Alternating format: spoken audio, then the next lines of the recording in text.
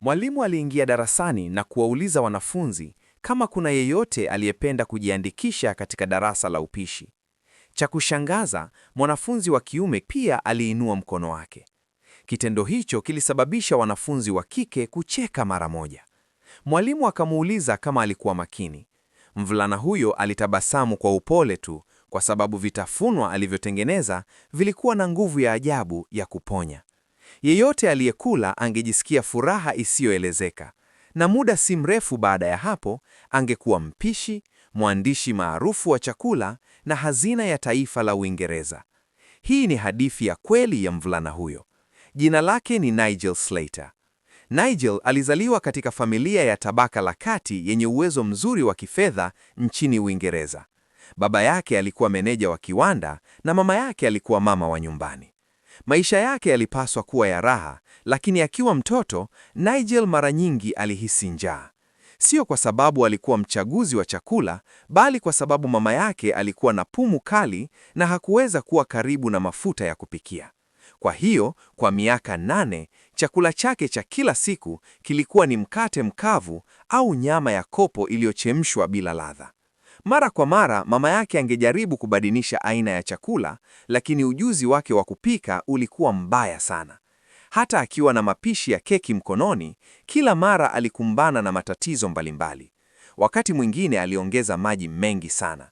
Nyakati nyingine unga uliruka kila mahali.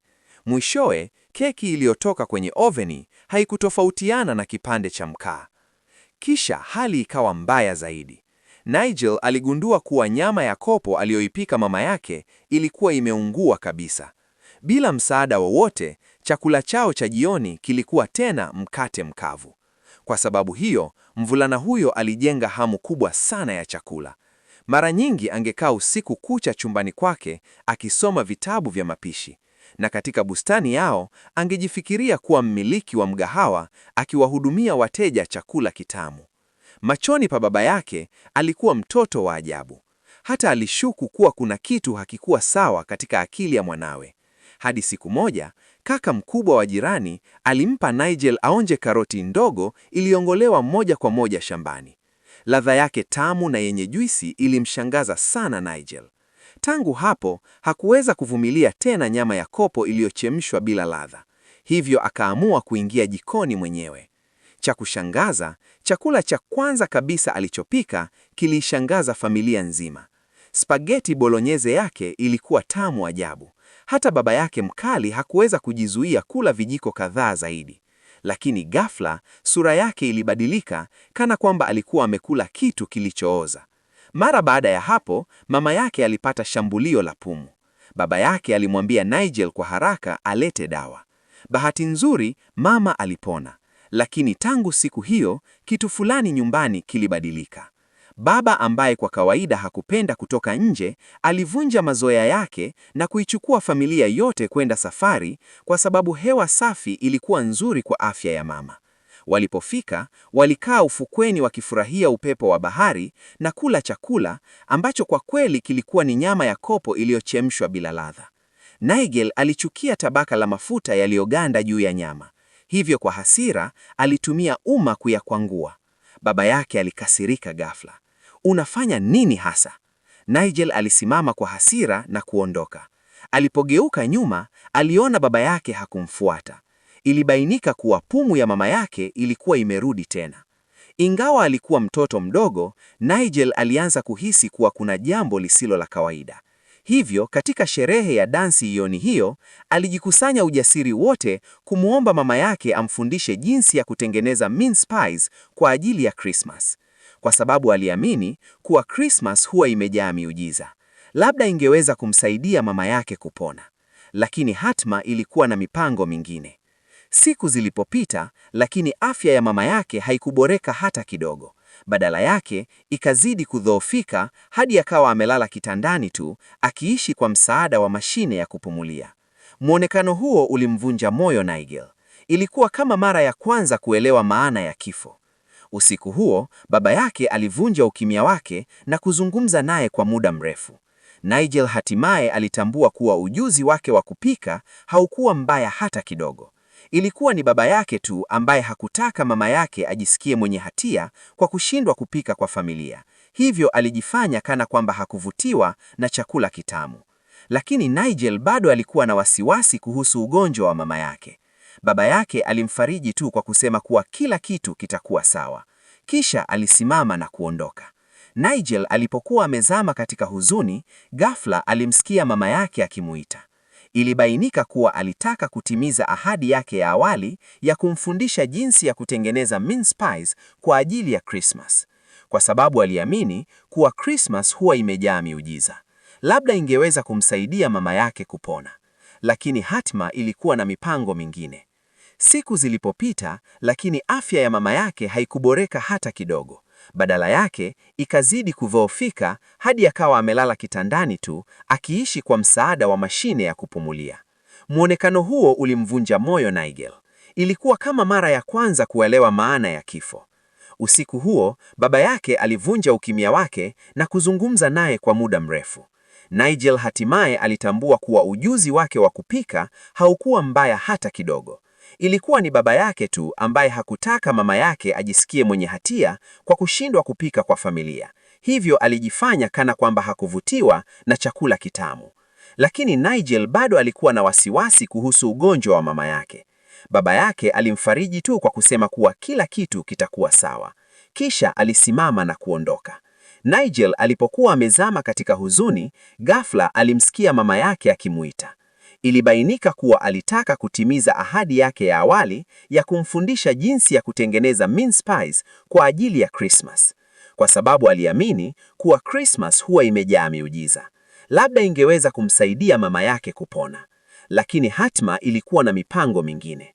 Siku zilipopita, lakini afya ya mama yake haikuboreka hata kidogo. Badala yake, ikazidi kudhoofika hadi akawa amelala kitandani tu, akiishi kwa msaada wa mashine ya kupumulia. Muonekano huo ulimvunja moyo Nigel. Ilikuwa kama mara ya kwanza kuelewa maana ya kifo. Usiku huo, baba yake alivunja ukimya wake na kuzungumza naye kwa muda mrefu. Nigel hatimaye alitambua kuwa ujuzi wake wa kupika haukuwa mbaya hata kidogo. Ilikuwa ni baba yake tu ambaye hakutaka mama yake ajisikie mwenye hatia kwa kushindwa kupika kwa familia. Hivyo alijifanya kana kwamba hakuvutiwa na chakula kitamu. Lakini Nigel bado alikuwa na wasiwasi kuhusu ugonjwa wa mama yake. Baba yake alimfariji tu kwa kusema kuwa kila kitu kitakuwa sawa. Kisha alisimama na kuondoka. Nigel alipokuwa amezama katika huzuni, ghafla alimsikia mama yake akimuita. Ilibainika kuwa alitaka kutimiza ahadi yake ya awali ya kumfundisha jinsi ya kutengeneza mince pies kwa ajili ya Christmas. Kwa sababu aliamini kuwa Christmas huwa imejaa miujiza. Labda ingeweza kumsaidia mama yake kupona. Lakini hatima ilikuwa na mipango mingine. Siku zilipopita, lakini afya ya mama yake haikuboreka hata kidogo. Badala yake, ikazidi kudhoofika hadi akawa amelala kitandani tu, akiishi kwa msaada wa mashine ya kupumulia. Muonekano huo ulimvunja moyo Nigel. Ilikuwa kama mara ya kwanza kuelewa maana ya kifo. Usiku huo, baba yake alivunja ukimya wake na kuzungumza naye kwa muda mrefu.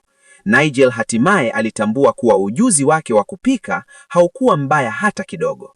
Ilikuwa ni baba yake tu ambaye hakutaka mama yake ajisikie mwenye hatia kwa kushindwa kupika kwa familia. Hivyo alijifanya kana kwamba hakuvutiwa na chakula kitamu. Lakini Nigel bado alikuwa na wasiwasi kuhusu ugonjwa wa mama yake.